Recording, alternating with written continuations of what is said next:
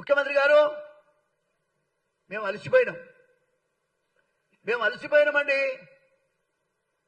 మీరు పెట్టే అవమానం, ఈ వ్యవస్థలో మాకు జరిగే అవమానాన్ని, అన్యాయాన్ని చక్కదిద్దే స్థితిలో మీరు లేరు.